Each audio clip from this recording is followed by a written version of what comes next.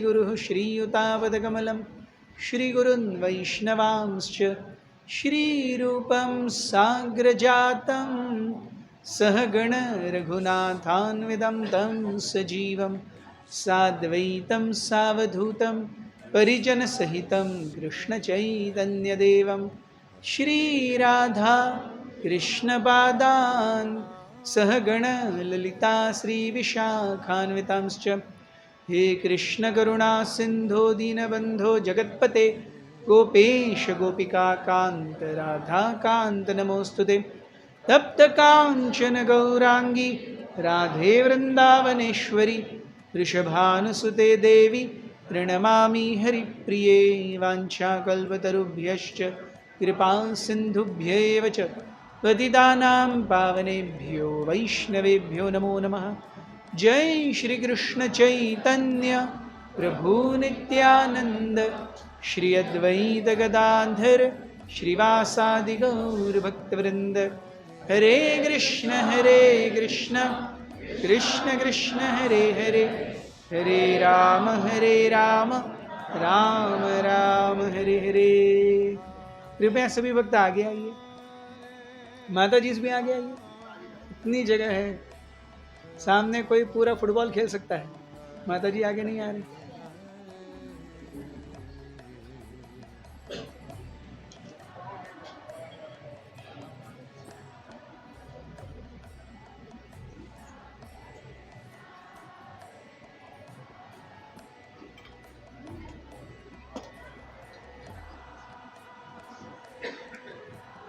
सो हम में से कौन कौन यहाँ पे आया है भगवान की भक्ति करने के लिए? हाथ ऊपर उठाइए। भगवान की भक्ति करने के लिए आए हम आए। यस। कौन कौन समझता है कि मेरी भक्ति अभी परिपक्व नहीं है? हाथ उठाइए। मेरी भक्ति परिपक्व नहीं है, मुझे और एडवांस करना है भक्ति में। हाथ उठाइए। Very good. तो हम आज भक्ति का सक्सेस फॉर्मूला देखेंगे भागवतम से। भागवतम में हम देखते हैं कि जितने सारे भक्तों की गाथाएं आती हैं, उन सभी भक्तों की एक मूल सूत्र कड़ी है। वो मूल सूत्र लिंक क्या है? वो लिंक है नारद मुनि। भागवतम की शुरुआत नारद मुनि से होती है। वेदव्यास जी सारे वेदों को विभाजन करके पुराण, इतिहास इत्यादि सब लिख, उपनिषद सब लिख करके फिर भी असमंजस्य में, दुखित अवस्था में बैठे हैं। अरे क्या करूं, I am not feeling happy. आपकी एग्जाम है और आपने बहुत अच्छे से एग्जाम किया, आप खुश होंगे कि नहीं? नेचुरली रिजल्ट की परवाह नहीं है, रिजल्ट जो आएगा आएगा, लेकिन आपने एग्जाम बहुत अच्छे से की, आप खुश होते हैं कि नहीं? यस। और अगर एग्जाम अच्छे से नहीं हुई, चाहे आप कितने ही पढ़े हो, लेकिन दुखी होते हैं कि नहीं? सो इन वन सेंस वो दुख क्यों है? अरे इतना बड़ा फायदा ही क्या हुआ? सो वैसे ही व्यास देव सारे वेदों का विभाजन करके, उपनिषद, पुराण इत्यादि इतिहास सब लिख करके अल्टीमेटली वो सरस्वती के निदान के किनारे ऐसे लिख पड़े, अरे क्या हो गया, I am still not feeling happy. मेरा अवतार कार्य था एक वेद का अनेक शाखाओं में विभाजन करना। पहले एक ही वेद है, यजुर्वेद, भगवान का यजन। यस, यजन यानी वर्शिप। भगवान का यजन कैसे करें ये बताने वाला यजुर्वेद। लेकिन उसके बाद में वेदव्यास जी ने क्या किया? ऋग, साम, अथर्व, इन तीनों विभागों में वो करने के बाद वो अरे this is too high for people of Kaliyuga. फिर उन्होंने पुराण लिखे। पुराण लिखने के बाद उन्होंने सोचा अरे this is also too high for Kaliyuga. उन्होंने 108 उपनिषद लिखे। उपनिषद लिखने के बाद भी उन्होंने this is also too high for Kaliyuga. फिर उन्होंने सिंपल रामायण, रामायण तो पहले से थी, महाभारत लिखी, सिंपल। तब भी इतना सब साझा करने के बाद भी Vedvyas ji is not happy with in his heart, वो खुश नहीं है। और तब नारद मुनि आते हैं, वो अपने गुरु महाराज को याद कर रहे हैं, गुरुदेव आप प्लीज मुझे बताइए क्या करना चाहिए, मैं कहाँ गलत हुआ। और तब नारद मुनि आते हैं, और नारद मुनि को वेदव्यास जी उनका अच्छे से गुरु हैं, तो चरण स्पर्श करते हैं, पाद्य पूजा करते हैं, आसन देते हैं, कुछ खिलाते हैं, कुशल क्षेम पूछते हैं। उसके बाद में वो विचार पूछना शुरू करते हैं कि ऐसा क्यों हो रहा है मेरे से, I am not feeling happy. मैं अपने कार्य कर रहा हूं लेकिन फिर भी आई एम नॉट हैप्पी। तो नारद मुनि क्या कहते हैं कि आपने, हे शिष्य, हे वत्स, आपने जितने भी वेद, उपनिषद, पुराण, इतिहास सब लिखे हैं, इनमें भगवान की निष्किंचन भक्ति का गुण गौरव नहीं किया गया। You have not glorified unalloyed pure devotional service anywhere. इसीलिए आप खुश नहीं है। अगर आपने जो लिखा है मनुष्य समाज केवल उसका ही पालन करे तो भगवत धाम कभी नहीं जाएगा। केवल स्वर्ग से यहाँ, यहाँ से स्वर्ग, स्वर्ग से यहाँ, यहाँ से स्वर्ग, इतना ही करता रहेगा। सो आप जीव को केवल सुख उपभोग, नरक और मर्त्यलोक, इसी के अंदर घुमा रहे हो। कुछ ऐसा ग्रंथ लिखो जहां पर भगवान की शुद्ध प्रेमा भक्ति का वर्णन हो। और तब वेदव्यास जी ने श्रीमद् भागवत का संकलन किया। तो श्रीमद् भागवतम कैसा है? धर्म प्रोजित कैतवोत्र परमो निर्मत्सराणाम सताम वेद्यम वास्तवमत्र वस्तु शिवदम तापत्रयोन्मूलनम। श्रीमद् भागवते महामुनि कृते किंवा परैरीश्वरः सद्यो हृदि अवरुध्यतेत्र कृतिभिः शुश्रूषुभिः तत्क्षणात्। वे कहते हैं कि अगर कोई धर्म प्रोजित कैतव, कैतव धर्म क्या है?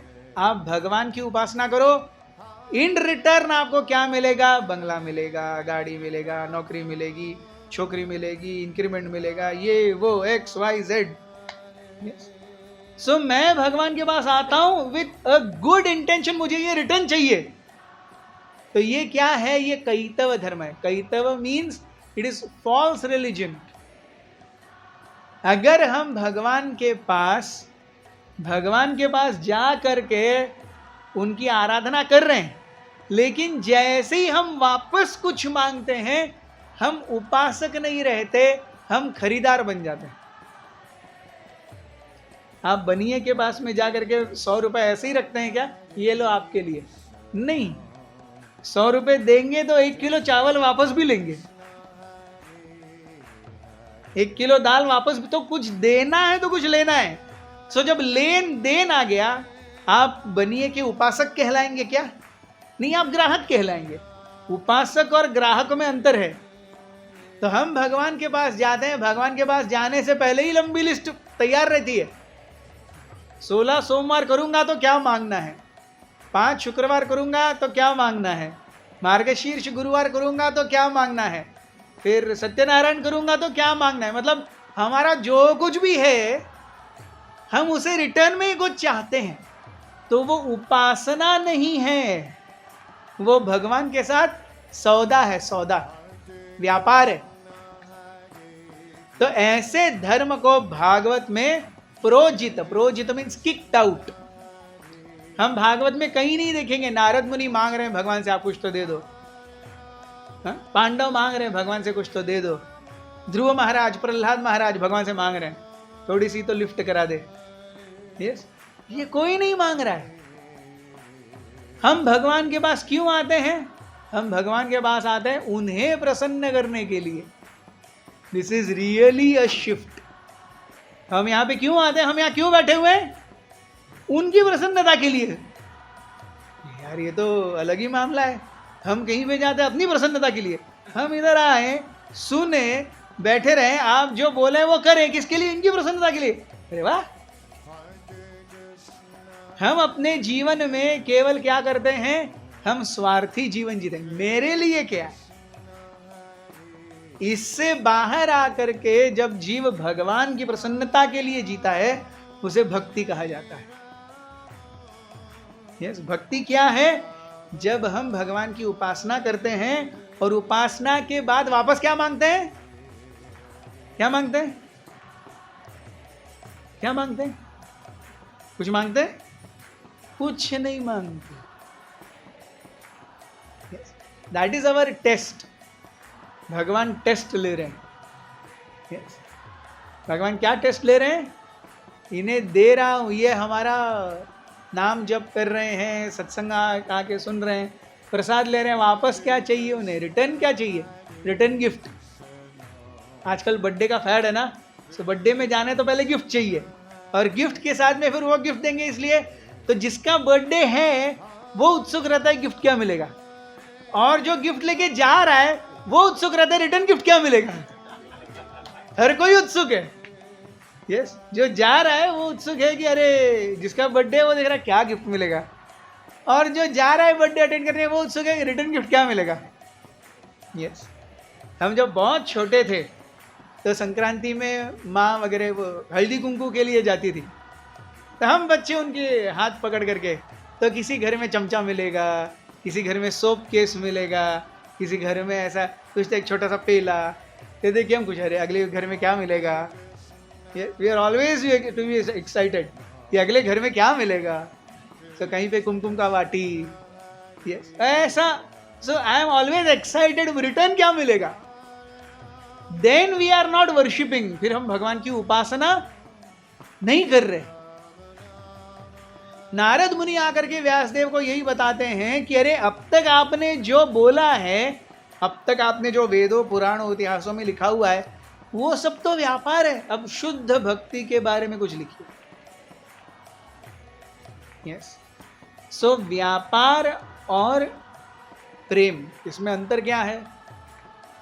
एक व्यक्ति बाहर जा करके अपने ऑफिस में वो व्यापार करता है, लेकिन घर में आकर के वो सबसे प्रेम करता है। एक पिता अपने बच्चे से कभी नहीं पूछता मेरे को तेरे को 17 साल तक खिलाया ना, उसका अभी इतना पैसा हुआ खाने का, दे बिल। पूछता है क्या? माँ कभी अपने पति से, या पत्नी अपने पति से, पति अपने पत्नी से, या फिर माँ अपने बच्चों से पूछती है क्या कुछ ऐसा? नहीं। वहाँ प्रेम है, वहाँ केवल सेवा है, वहाँ इन रिटर्न मेवे की अपेक्षा नहीं है। लेकिन वही जब स्त्री काम को जाती है ऑफिस में, या पुरुष क्या करता है, बिजनेस करता है या काम करता है, तो वो रिटर्न की अपेक्षा से ही काम करता है। सो इसीलिए ऑफिस को हम घर नहीं बना सकते, और घर को ऑफिस नहीं बना सकते। तो भक्ति यानी हम जब भगवान के पास जाएंगे, इन रिटर्न क्या मांगेंगे? कुछ नहीं। और ये बहुत डिफिकल्ट है, ये बहुत डिफिकल्ट है। भगवान के पास क्यों जाना है? कुछ नहीं मांगने के लिए जाना है, तो जाना ही क्यों है?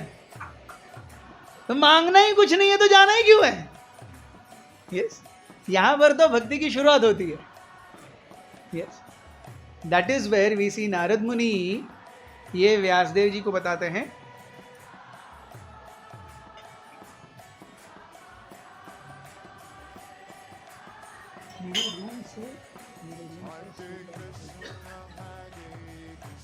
तो नारद मुनि को बताते हैं कि ऐसा कुछ लिखिए, और फिर वो अपनी जिंदगी का, पिछली जिंदगी का, जैसे कभी कभी कई भक्तों को अनुभव आया होगा, नए नए डिवोटीज आकर के पूछते हैं प्रभु जी, माता जी आप भक्ति में कैसे आए? ऐसा कभी किसी ने प्रश्न पूछा है, आप भक्ति में कैसे आए? यस, ये भी एक कथा होती है कि हम भक्ति में कैसे आए। सो नारद मुनि वो खुद भक्ति में कैसे आए वो कथा बताते हैं।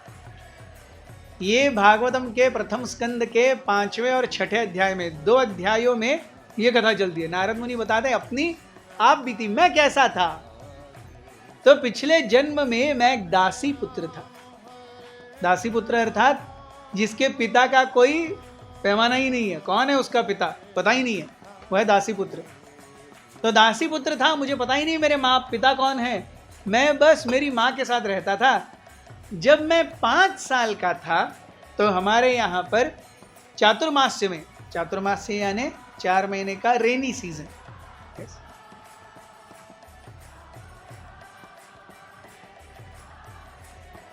कुछ साधु आए, और साधु आ करके हमारे घर में रहे, हम देखते हैं ये साधारण नॉर्म था। ऋषि मुनि साधु संत 8 महीने घूमा करते थे और जैसे ही वर्षा ऋतु शुरू हो गई तो गीला हो जाते हैं, कपड़े सूखते नहीं हैं, वैसे ही कम कपड़े होते हैं। कई बार तो एक ही नीचे और ऊपर का वस्त्र होता है साधुओं के पास में।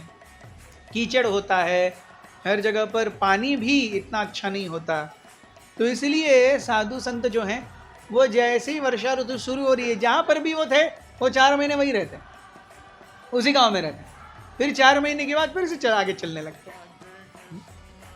तो ये साधु, कुछ साधु, नारद मुनि कहते हैं हमारे घर पे आकर के रुके।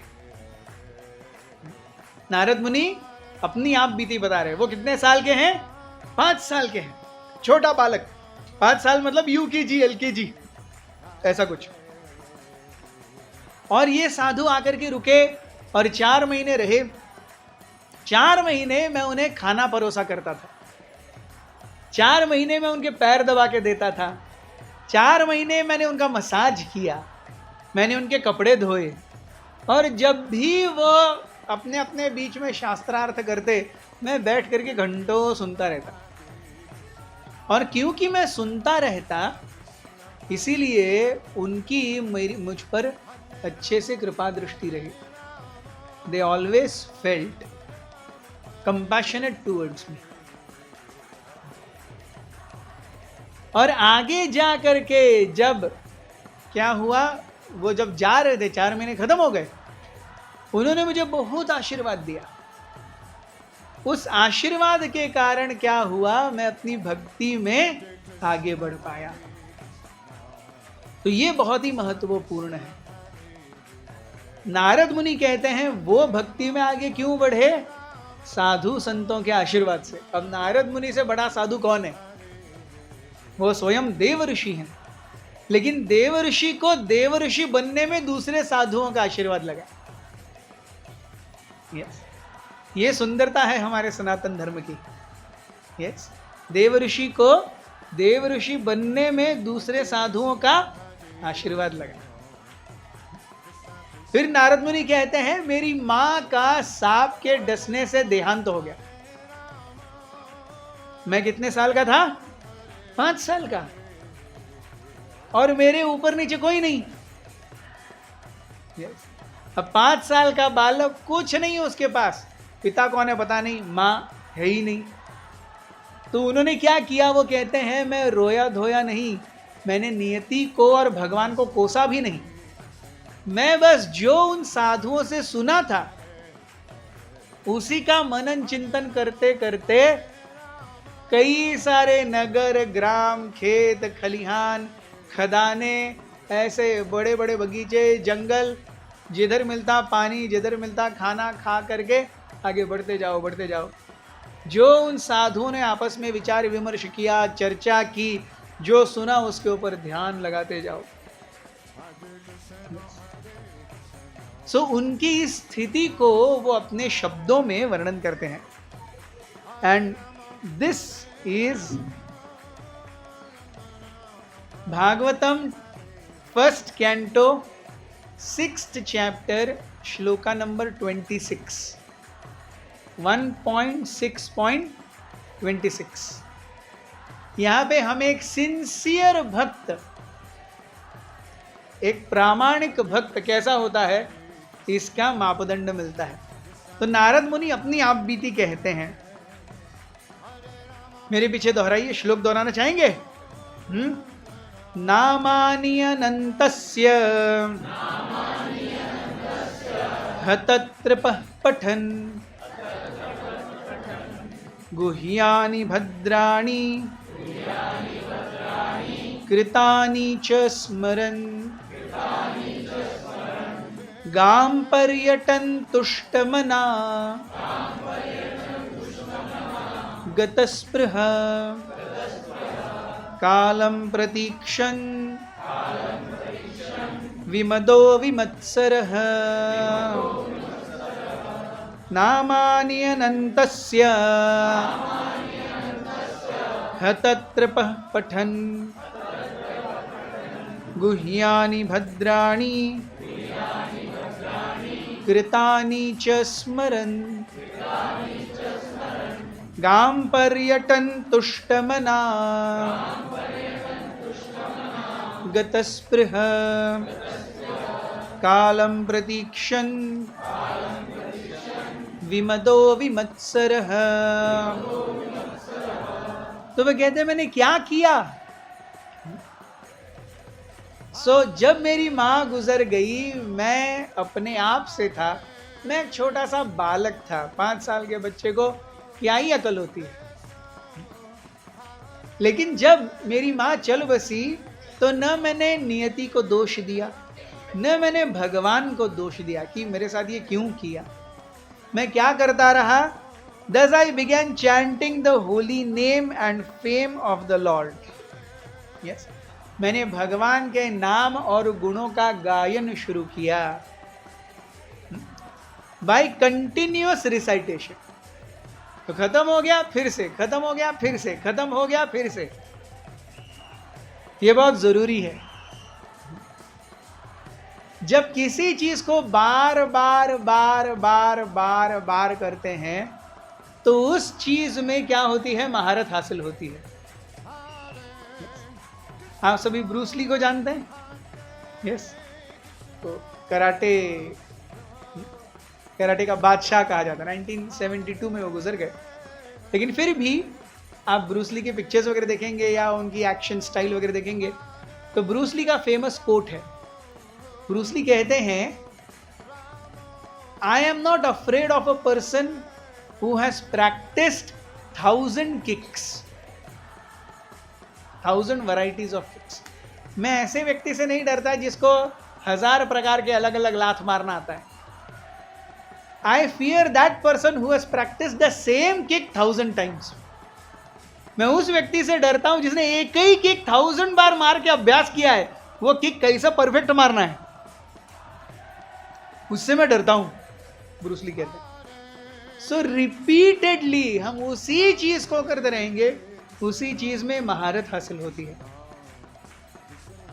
तो नारद मुनि ने महारत किसमें हासिल की? नामानि अनंतस्य हतत्रप पठन।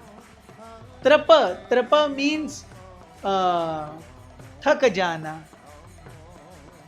बहुत हो गया, इसे कहते हैं त्रप। हत मीन्स मार देना, नष्ट कर देना। सो त्रप को हत, थक गया, अब बहुत हो गया, आज के लिए इतना ही, ऐसे मनोभावना को हत करके नामानि अनंतस्य हतत्रप पठन। नामानि अनंतस्य पठन कैसे? हतत्रप। आप समझ रहे हैं? सो भगवान के नाम रूप गुण लीलाओं का श्रवण करने के लिए कंटिन्यूअसली कृतानि भद्रानि गुह्यानि च स्मरण। भगवान की दिव्य गुह्य लीलाओं को स्मरण करने लगे। किससे सुनी थी? किससे सुनी थी उन्होंने? साधुओं से सुनी थी। यस। तो उसे बार बार अपने मन में स्मरण करने लगे। यस। ऐसा करते करते गांव पर्यटन, गांव मतलब गांव, नगर, गांव गांव घूमने लगे, गांव पर्यटन। विमत्सरो गतस्पृहा। विमद, विमद, मद मीन्स अहंकार। हम जो कुछ भी चीज छोटी भी करते हैं उसका अहंकार होता है। कई बार हमारे नाम जप करने का भी हमें अहंकार होता है। मैं 16 माला करता हूं, तुम कितना करता है? 4 ही करते हैं। मतलब हम नाम जप करते हैं नम्र होने के लिए, हमें नाम जप करने का भी अहंकार होता है। दीक्षा लेने का अहंकार होता है, मेरा नाम क्या है, तुम्हारा नाम क्या है? अच्छा यही है, मेरा तो नाम XYZ दास है। दीक्षा लेने का अहंकार होता है। मतलब भक्ति में किए जाने वाले कार्यों का भी अहंकार होता है बहुत बार। सो विमद, मद मीन्स अहंकार।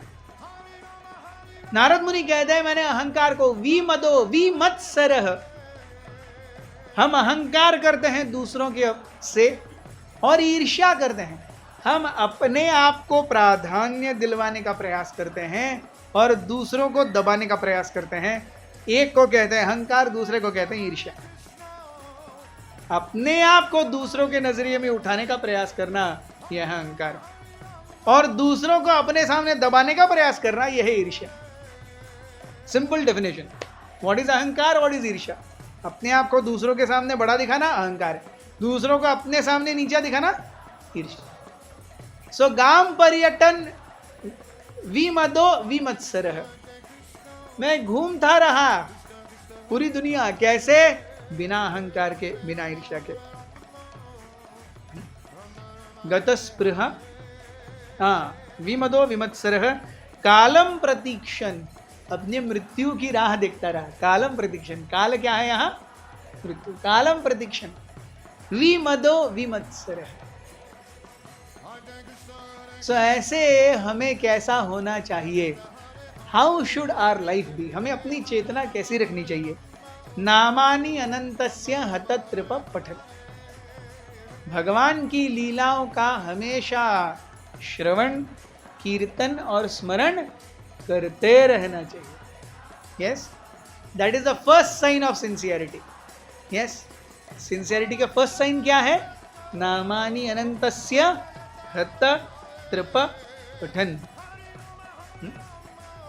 गुह्यानि भद्राणि कृतानि च स्मरण, भगवान की लीलाओं का स्मरण करना, उनका गुणगान करना, उन्हें श्रवण करना, उनका स्मरण करना, ये फर्स्ट, यस, सिंसियर भक्त का पहला लक्षण। दूसरा, तुष्ट मनः, ये सैटिस्फाइड, समाधानी है वो, क्योंकि जब तक वो भौतिक रूप से समाधानी नहीं होगा वो आध्यात्मिक रूप में आगे बढ़ेगा ही नहीं। जब तक वो भौतिक रूप से समाधानी नहीं है, व्यक्ति आध्यात्मिक रूप से आगे बढ़ ही नहीं सकता, बढ़ ही नहीं सकता। कहीं तो वो शांति, बस जितना है बहुत है। अगर सुबह दोपहर शाम वो केवल मेरे 25,000 महीने के 50,000 कैसे करूं, यही सोच रहा है, वो माला कर पाएगा? सत्संग में आ पाएगा? नहीं आ पाएगा। आएगा तो भी वो बैठेगा सत्संग में, लेकिन दिमाग कहाँ रहेगा? 25,000 से 50,000 में। दिमाग में वही चलता रहेगा। यस, फिर जाकर के वो यहाँ पे प्रसाद ले रहा है, लेकिन सोच क्या रहा है? स्टॉक क्या चल रहा है अभी। सो जब तक सम काइंड ऑफ स्टेबिलिटी, बहुत है। यस, भगवान ने अच्छा दिया। सो इस प्रकार से तुष्ट मना गत स्पृह, हर किसी को ये दिल मांगे मोर। सो ये से कहते हैं स्पृहा। स्पृहा मीन्स ये दिल मांगे मोर। इससे जब हम निकल जाते, भगवान जितना दिया है,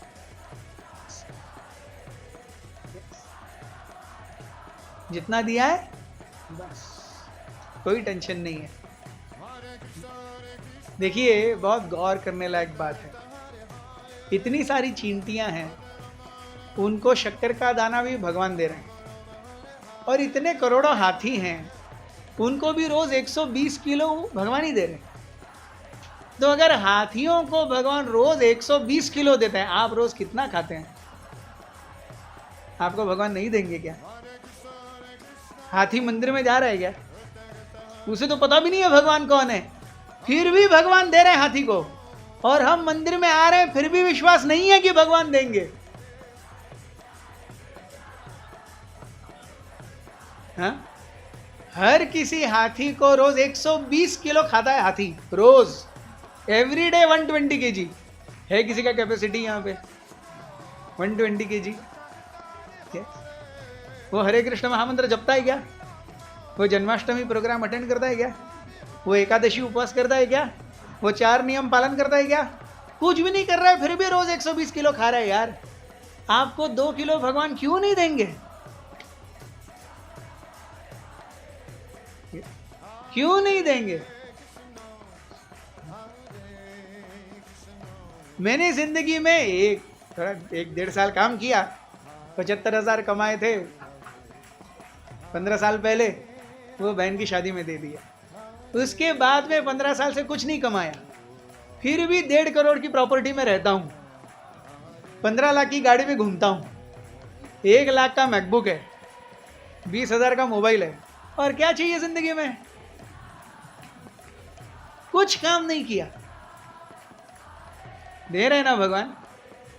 और सबसे बढ़िया बात, आप सब बैठ करके मुझे सुन भी रहे हैं, तो और क्या चाहिए? क्यों नहीं देंगे भगवान? सब देंगे। लेकिन जब तक ये आस नहीं जाएगी ना, तब तक भगवान एक्चुअली हमारे जीवन में पदार्पण नहीं करते। श्रीमद् भागवत में ही आगे कथा आती है मृगारी की। सो मृगारी जानवरों को आधा मार करके छोड़ दिया करता था। नारद मुनि जा रहे थे, नारद मुनि ने देखा सारे इतने सारे जानवर कराह के पीड़ा से चिल्ला रहे हैं। नारद मुनि का कौन है ये राक्षस जिसने ऐसे जानवर को आधा मारा है? मृगारी आगे आए, बोले मैंने मारा है। फिर उनको पूरा तो मारो। तो मृगारी बोला मेरे पिताजी ने मुझे ऐसे ही सिखाया है मारना, आधा मारना और छोड़ के देखते रहना वो कैसे तड़प के मरते हैं, मुझे बहुत मजा आता है। तो नारद मुनि को इतनी घिन आई कि इसे जीवों को तड़पते हुए देखकर मजा आता है। नारद मुनि ने अपनी यौगिक सिद्धि से युम ऐसे किया और मृगारी के सामने अपना अगला जन्म आ गया। उन्होंने देखा जितने सारे जानवरों को मृगारी ने इस जन्म में मारा था, वो सारे अगले जन्म में मृगारी को नोचने के लिए तैयार हैं। वो तड़प रहे हैं, उनकी मुंह से सलाइवा टपक रहा है, कब ये मृगारी मरेगा और मैं जाकर के उसको नोच के खाऊंगा। नारद मुनि ने ही दिखाया मृगारी को, बोले ये देखो ये है फ्यूचर। मृगारी डर गया, उसने ये इमेजिन नहीं किया था ऐसा भी कुछ होगा करके, वो डर गया। तब मैं क्या करूं? ले ऐसे मारना छोड़ दो। तो मारना छोड़ दूंगा तो मेरा खुद का और पत्नी और बच्चों का क्या होगा? तो मैं देखूंगा। आप देखेंगे, लेकिन हाँ इससे पहले एक शर्त है। तो क्या शर्त है? अपना धनुष और बाण तोड़ दो। This was a test of faith for Mrigari. उसका पूरा जीवन ही धनुष बाण पे था और उसको वो तोड़ना है। तो नारद मुनि मृगारी बहुत सोचा, अंत में उन्होंने अपना धनुष तोड़ दिया और नारद मुनि बहुत खुश हुए, बहुत खुश हुए। और नारद मुनि अरेंज्ड इन सच ए वे कि मृगारी और उनके पूरे परिवार को रोज पहले जितना वो कमाते थे उससे ज्यादा अन्न या भोग आने लगा। और आगे जा करके बहुत समय के बाद नारद मुनि और उनके एक फ्रेंड है पर्वत मुनि, वो दोनों आकाश से विचरण कर रहे हैं। तो पर्वत मुनि ने देखा, अरे वो देखो मृगारी आपका शिष्य, चलो जाकर के मिलते हैं उससे। तो दोनों नीचे आए तो गुरु महाराज को देख करके मृगारी इतना खुश हो रहा है, भाग रहा है उनको मिलने के लिए, दंडवत करने के लिए। लेकिन भागते भागते अपने पैर इधर इधर इधर ऐसे जंप कर रहा है, ऐसे जंप कर रहा है, सीधे नहीं भाग रहा। तो आने के बाद पर्वत मुनि ने पूछा, भाई ऐसा क्यों? सर्कस करते हुए सीधा भाग के आ सकते थे ना। तो मैं जैसे भाग के आ रहा था, बीच में चींटियां थी, तो चींटियों को मैं अपने पैरों तले रौंदना नहीं चाहता था। सो पर्वत मुनि वॉज सो टेकन अबैक कि जो पहले हिरणों को, सूअरों को और शेरों को आधा मार करके उनको तड़पता हुआ देख करके आनंद लेता था, आज वो चींटियों को तक थोड़ा सा ये होने से, अरे उनको कुछ नहीं होना चाहिए मेरी वजह से। So this is the power of association with a Vaishnava. भगवान के भक्त का संग जो है, इसका ये असर है। So विमदोगाम पर्यतन तुष्ट मनागत स्पृहा, so स्पृहा से रहित।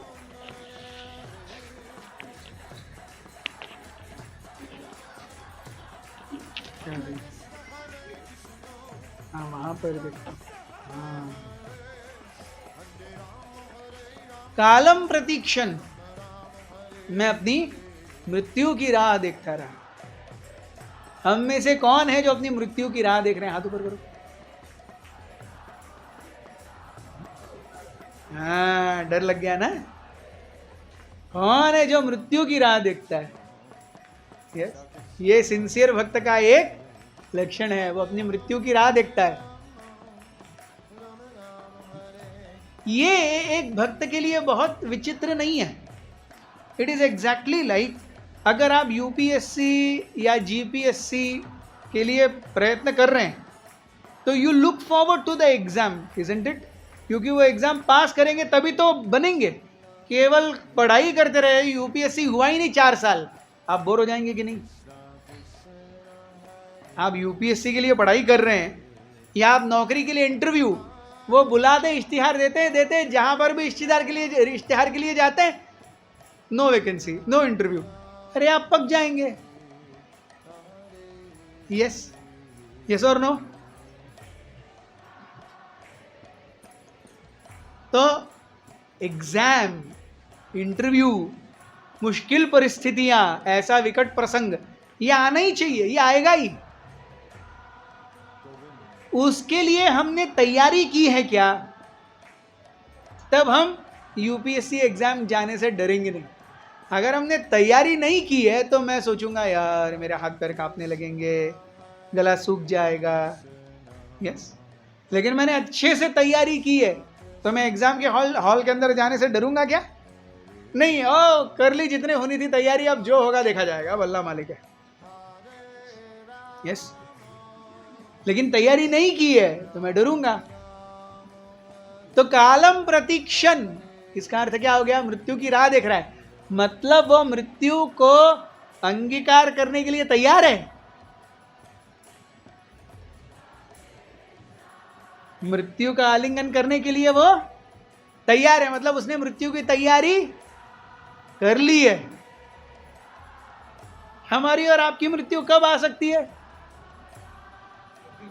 कभी भी आ सकती है। तो कब तैयारी करके बैठना है? हमेशा ही तैयारी करके बैठना है। यूपीएससी की एग्जाम हाँ 1 मार्च को होगी पता है, बोर्ड 1 मार्च को होंगे पता है, एंट्रेंस एग्जाम जून जुलाई में होंगे पता है, मृत्यु कब होगी पता है? तो उसके लिए तो हम तैयारी करके बैठते हैं, यूपीएससी के लिए, जीपीएससी के लिए तैयारी करते हैं।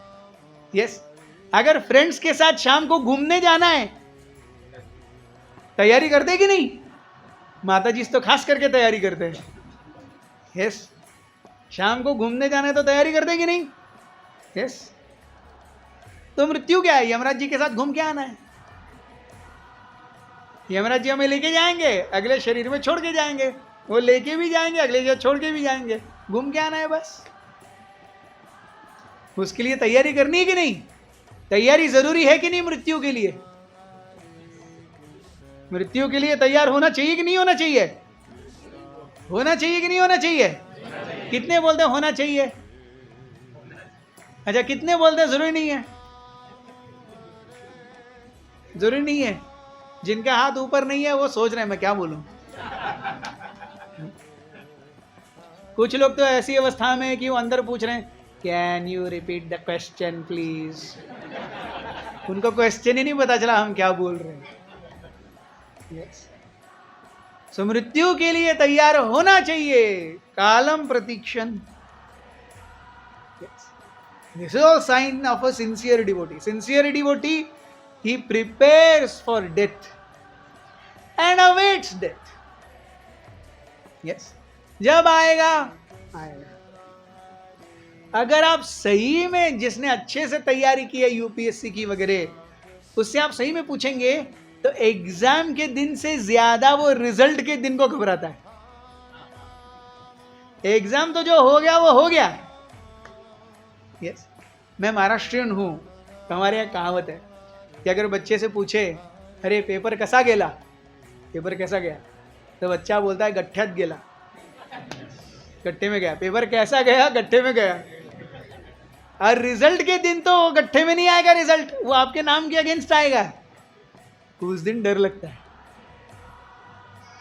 एग्जाम लिखने से ज्यादा डर रिजल्ट के दिन लगता है। आप देखेंगे बच्चे जो मस्ती करते हैं, वो अरे चिंटू पढ़ाई कर लो, अरे माँ कितनी बार रिवीजन कर लो, अरे 2 बार रिवीजन हो गया। हुआ कुछ नहीं रहता है, आता कुछ नहीं है, माँ 2 बार रिवीजन हो गया। माँ से एग्जाम जाके लिख के आता है, उसको भी पता है टाइम फिस होने वाला है, वो बिल्कुल टेंशन में ही नहीं है। लेकिन जब रिजल्ट आता है तो उसके भी आगे से गीली और पीछे से पीली हो जाती है, क्योंकि अब मिलने वाला है। Yes, so result day is more tension than exam day. तो कालम प्रतीक्षण ये ऐसा क्षण है जहां पर रिजल्ट के एग्जाम के साथ साथ रिजल्ट, नो वेटिंग पीरियड। भगवान का ये एक रिजल्ट एकदम उसी क्षण आता है। जिस क्षण मृत्यु होती है उसी क्षण अगला जन्म मिलता है। क्षण मीन्स तय हो जाता है लगभग अगला जन्म क्या मिलेगा। यातना देह मिलना है, भोग देह मिलना है, नरक जाना है, स्वर्ग जाना है, कहाँ जाना है, कितना भोग लेना है, ये सब तैयार है। हम अभी जो कुछ भी कार्य कर रहे हैं उसके हिसाब से हमारा अगला जन्म, अगले 2-3 जन्म तैयार हो रहे हैं। तो जैसे मृगारी को नारद मुनि ने दिखाया करके कि अगले जन्म में इस बार आपने जितने भी जानवरों को मारा है वो सब आपको नोचने के लिए तैयार हैं, इसलिए हमें नॉनवेज नहीं खाना चाहिए। हम जितना चिकन जैकुटी और 65 और ये सब तंगड़ी और जितना फ्राई करके खाते हैं ना, वो सारे चिकन आपको अगले जन्म में आके नोचने वाले हैं। पता है आपको, ये सत्य है। ऐसा कैसा हो जाएगा कि आप चिकन को मार करके खाएंगे और भगवान क्षमा कर देंगे क्या? भगवान भूल जाएंगे सब, ठीक है यार मार ही दिया उसने, 50,000 चिकन खाए जीवन में, छोड़ दो उसको। ऐसा नहीं होता है। जैसे मृगारी को उसके अगले जीवन में वो सारे पशु खाने वाले थे, वैसे ये सारे चिकन आकर के आपको अगले जन्म में खाएंगे नोच करके। यस, तो ऐसा अगला जन्म चाहिए क्या है? सोचना चाहिए। पहले मांस भक्षण का नियम था, लेकिन मांस भक्षण कैसे? केवल अमावस्या की रात को। अमावस्या की रात को भी आप स्वयं चिकन काटेंगे, तो चिकन को तड़पता हुआ देख करके, खून बहता हुआ देख करके, रोता हुआ देख करके कहीं तो आपका मन पसीजेगा, अरे मैं क्या कर क्या रहा हूं। कहीं तो आपके मन में एक कोई तो दया की फुहार आएगी। अब क्या होता है, फैक्ट्री में चिकन आता है, कटता है, उसका खून भी निकाला जाता है, धो करके साफ करके पैक। आपको लगता है अरे वाह, उसके पीछे की पीड़ा, उसके पीछे की वेदना, खून, ये सब आपको पता ही नहीं चलता। यस, ब्लेड लीजिए और अपना हाथ इतना काटिए, इतना ही काटिए, और फिर देखिए आपको क्या होता है। और आपके लिए कोई चिकन कट रहा है, उसका गला कट रहा है, उसको कितना वेदना हो रहा होगा। और प्रकृति आपको वही वेदना अगले जीवन में देगी, क्योंकि जैसा आप दूसरों के लिए करेंगे वैसा आपको मिलेगा। तो आप अगर चिकन, अंडा, फिश, क्या मटन, ये सब खा रहे हैं, उस जीव को मरते हुए जितनी वेदना हो रही है उतनी क्यूमुलेटिव वेदना आपको अगले कई जन्मों में लेनी पड़ेगी। आप इससे छूटने वाले नहीं हैं। ऐसा मत समझिए कि खा लिया हो गया यार, बहुत अच्छा लगता है, प्रोटीन वोटीन सब टाइम पास है। क्या प्रोटीन है? तो प्रोटीन क्या पालक में नहीं है? प्रोटीन सोयाबीन में नहीं है? केवल चिकन में ही प्रोटीन मिलता है, सोयाबीन में नहीं मिलता, पालक में नहीं मिलता, ग्रीन लीफी वेजिटेबल में नहीं मिलता है? मिलता है ना, वो नहीं देखने का है। बहुत अच्छा लगता है चिकन है। इसके लिए अगले कितने जन्मों तक आपके गर्दन कटेगी ये आप सोच भी नहीं सकते। केवल इसके लिए, इतने से 2 इंच की जीभ के लिए अगले 50, 100, 200 जन्मों तक आप चिकन बनेंगे और चिकन बन के कटते जाएंगे। बहुत अच्छा लगता है ना चिकन, खाए वैसे आप कटो भी। खाने में मजा आया ना, आप कटने का मजा लो। पहले खाने का मजा लिया, अब कटने का भी मजा लो, है कि नहीं? खाना खाने का आनंद लेंगे तो टॉयलेट जाने का भी आनंद लेना ही पड़ेगा ना। सिर्फ खाते रहा, टॉयलेट गया ही नहीं, ऐसा होता है क्या? नहीं होता ना?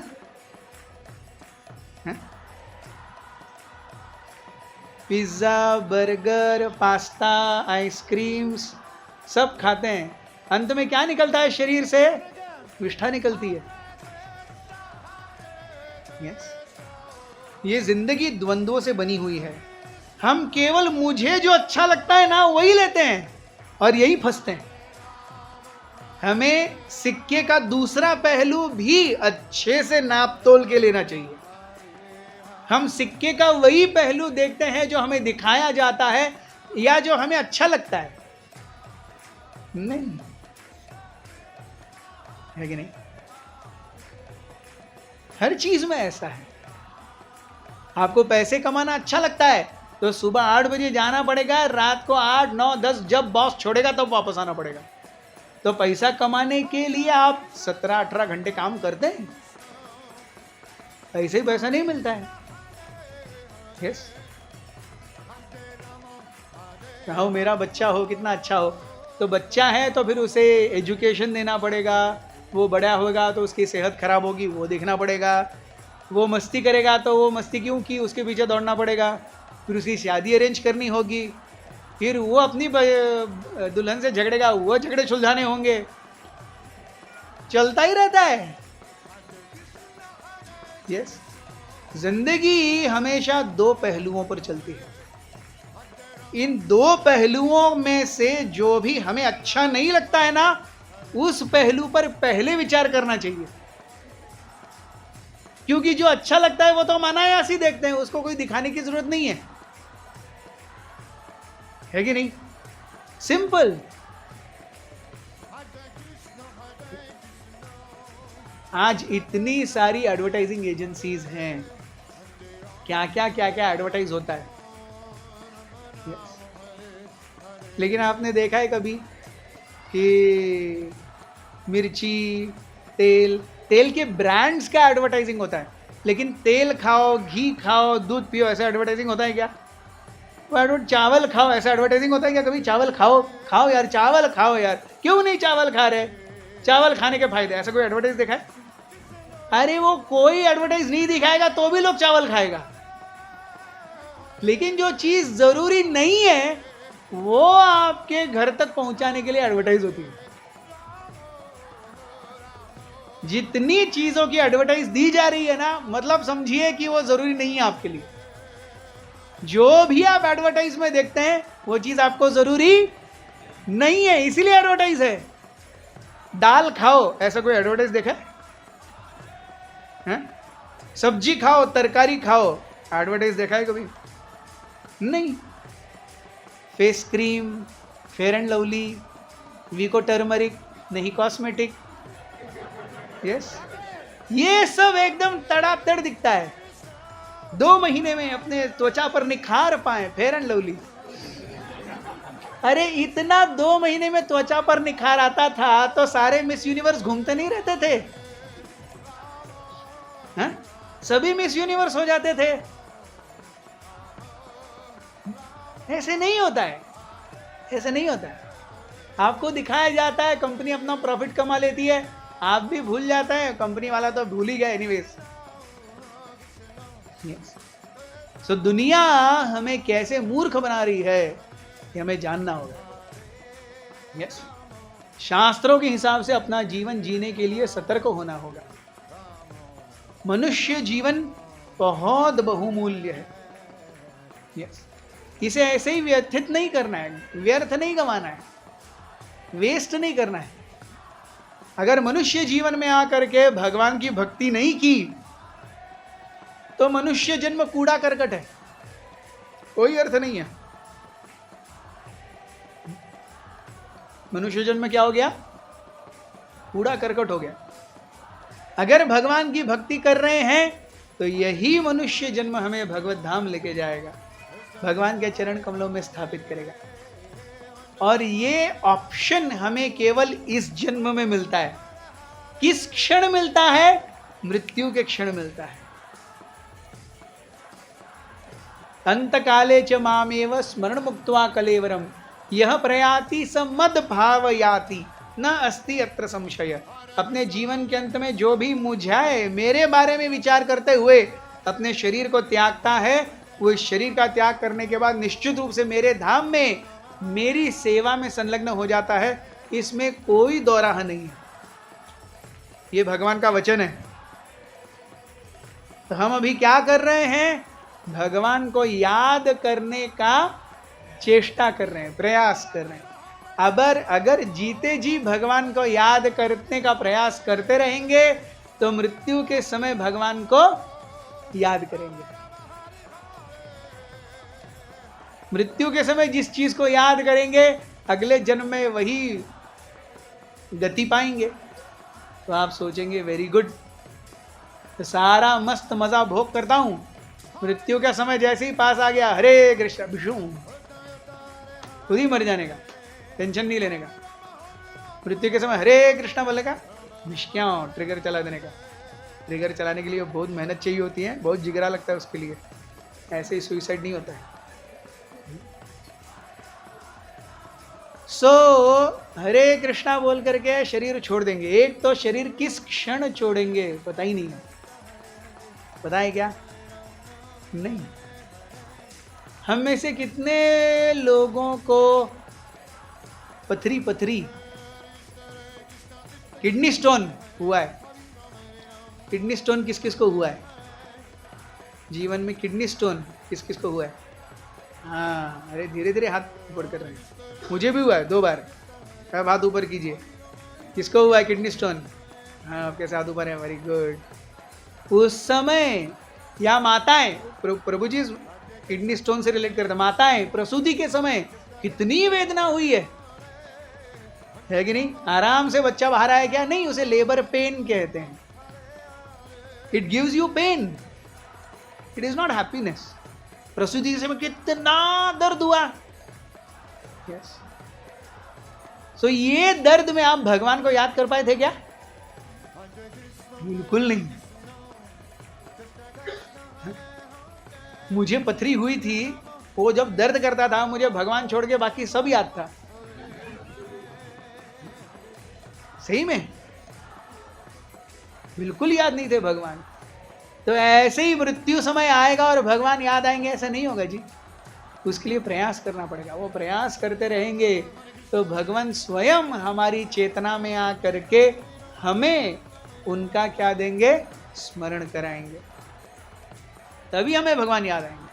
भगवान कब याद आएंगे? जब वो स्वयं हमारी चेतना में उतर करके हमें उनका स्मरण दिलाएं।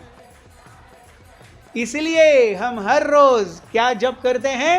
हरे कृष्णा कृष्णा कृष्णा हरे हरे, हरे राम राम राम हरे। जिंदगी भर ये जप करते रहेंगे तो मृत्यु के समय भगवान हमारी चेतना में आ करके हमारे मुंह से ये जप करवाएंगे, तब हम भगवत धाम जाएंगे। So in short these are the science of a sincere devotee. तो एक प्रामाणिक भक्त के क्या लक्षण है? फर्स्ट, कौन बताएगा? एक तो भगवान के नाम, रूप, गुण और लीलाओं को श्रवण, कीर्तन और स्मरण। First, sincere devotee. भगवान के नाम, रूप, गुण, लीलाओं का श्रवण, कीर्तन और स्मरण। दूसरा, तुष्ट मनः, सैटिस्फाइड, भौतिक रूप से सैटिस्फाइड। तीसरा, गतस्पृहा, बहुत चाहिए, इसकी इच्छा न रहना। तीसरा क्या है? बहुत चाहिए जीवन में, इसकी इच्छा। चौथा क्या है? विमदः, विदाउट प्राइड, अपने आप को दूसरों से ज्यादा बड़ा दिखाने की कोशिश। और विमत्सरः, ईर्ष्या रहित, दूसरों को अपने से छोटा दिखाने की इच्छा। तो कितने सिंसियर डिवोटी के लक्षण कितने? 5। फिर से कौन बताएगा? फर्स्ट, भगवान के श्रवण, कीर्तन और स्मरण। भगवान के किसका? नाम, रूप, गुण और लीला। इसका श्रवण, कीर्तन और स्मरण। Very good. दूसरा, सैटिस्फाइड, जितना भौतिक रूप से है सैटिस्फाइड, और भौतिक रूप से और बहुत ज्यादा चाहिए, इसकी इच्छा न करना, ये तीसरा हो गया। चौथा क्या हो गया? विमदः, अपने आप को दूसरों से बड़ा दिखाने की इच्छा। और पांचवा क्या है? विमत्सर, दूसरों को अपने से छोटा दिखाने की इच्छा। यस, ये नारद मुनि अपने स्वयं के जीवन से। बहुत बहुत धन्यवाद। हरे कृष्ण।